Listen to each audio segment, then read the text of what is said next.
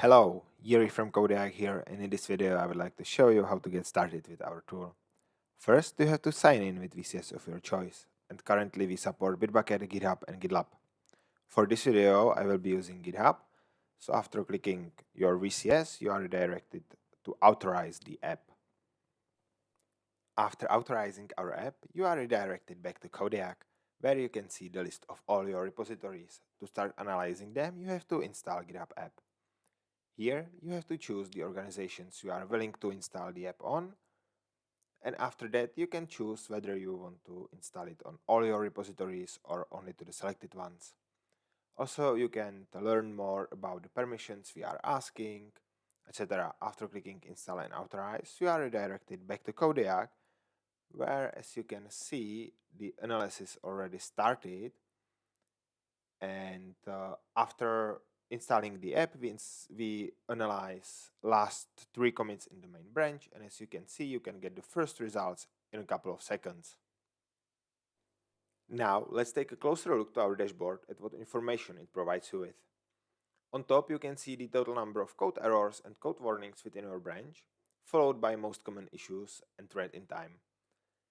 With these 4 metrics, you can get a quick overview of the current state of technical debt within your project.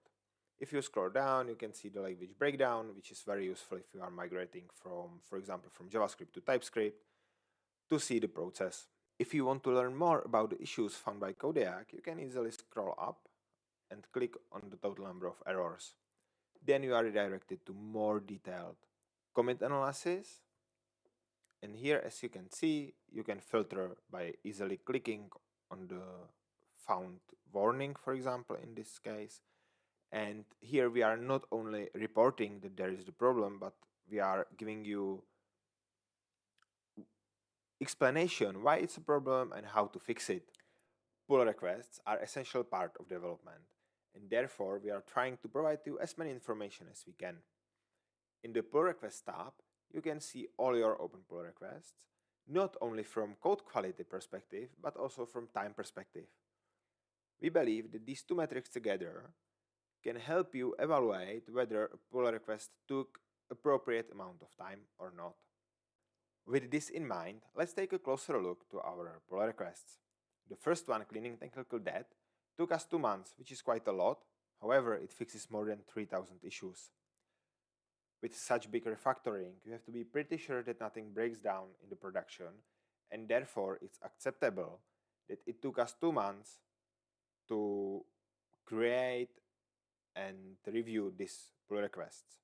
However, if you take a look on this last pull request save button that's going to be merged into main branch, it took us only 2 days, which would be very nice. However, we can see that we are adding 46 new issues.